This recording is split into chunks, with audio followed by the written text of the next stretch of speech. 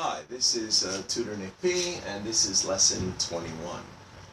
Today we'll look at the difference between pay homage to, pay tribute to, and pay one's respect to. Yeah, these when these come up in class, and we've learned one before, sometimes student will ask, well, what's the difference between all of them? How are they different? All right, so that's what we'll look at today, and there are some clear differences, even though they do all basically mean that you honor someone. So let's look at the first one. To pay homage to. All right, to openly, not in a hiding way, in a very clear way, very public way, to openly honor or worship someone, we say to pay homage to. All right, let's look at this note. We tend to use the phrase pay homage to when honoring God or gods, or someone who is considered to be godlike. So if it's a leader and they almost think of him like a god or treat him like a god, then we might also say pay homage to. Today's leaders, hopefully today's presidents or prime ministers or chancellors or whoever they are, hopefully most people, even though they may have respect for their leader, they don't usually treat him like a god, and probably he shouldn't be treated like a god. But that's what it means. So we would usually use pay homage in that way. It's a sign of a honor in a way of worshiping them. So let's look at the first examples. In Greek and Roman mythology, many people built temples to pay homage to particular gods. Yeah, this is really like in a way of worshiping gods, like in the old pagan gods in the Greek and Roman days. Or in more modern times, here we would use this, when Kim Jong-il died, Father Kim Jong-un, many North Koreans openly cried in public to pay homage to their former leader. Yeah, you remember, if you remember several years ago when he died, you've seen a lot of film clips of people crying in the street, and yes, this is a way where their leader is really almost godlike. So that's why we would say to pay homage to. Okay, let's look at that. North Korean leaders are usually considered to be a cult of personality. The term cult of personality is used for leaders who are given extreme devotion, almost in a godlike way. Yeah, most of the North Korean ones, or Mao Zedong, would have also fallen into this sort of category. You really couldn't even publicly say anything against him, or you may get into some trouble. So this is what we mean. So especially if a leader falls into this sort of a category, we might say to pay homage to.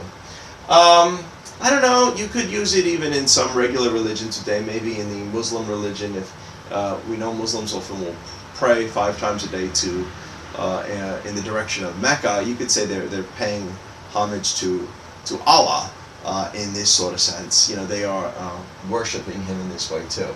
So these are the ways that we use to pay homage to honor in the sense of, almost in a worshiping like sense.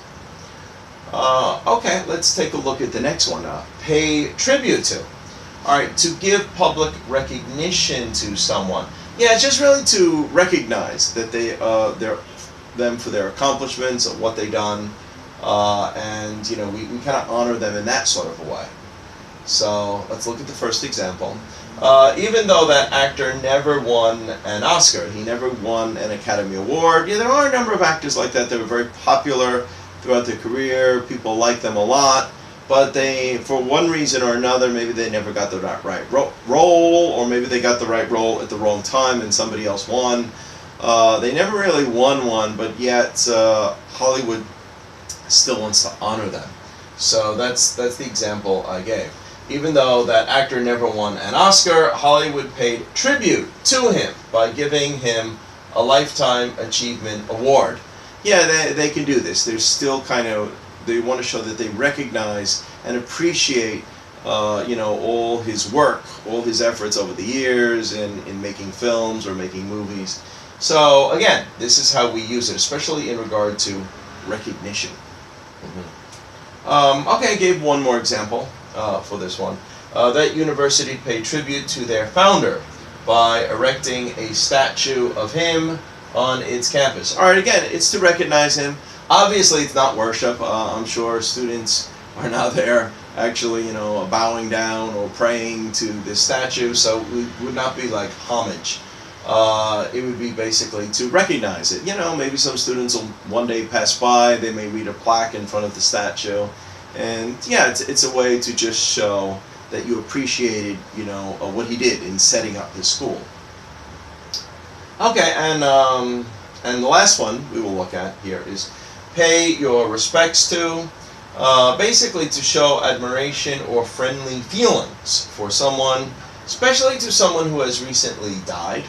We could say this. Alright, so here's the first example. I went to his funeral to pay my last respects to him. Yeah, we use it a lot with funerals, or in the U.S. we sometimes have a wake period where you visit the body at a funeral home before it's going to be buried. So you often say that you're going to pay your last respects to someone.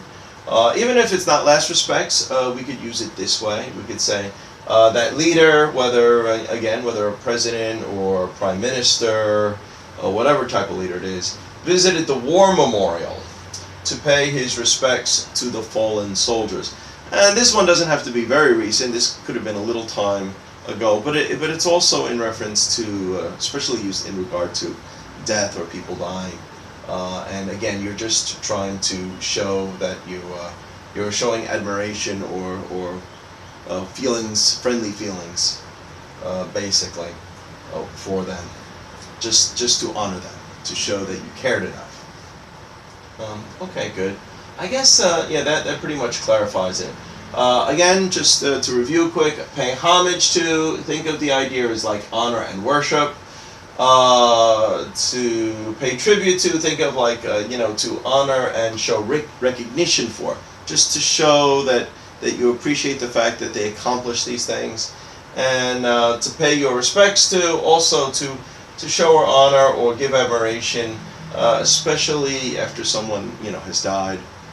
So that's hopefully clearly the difference between all three. Thank you for your time.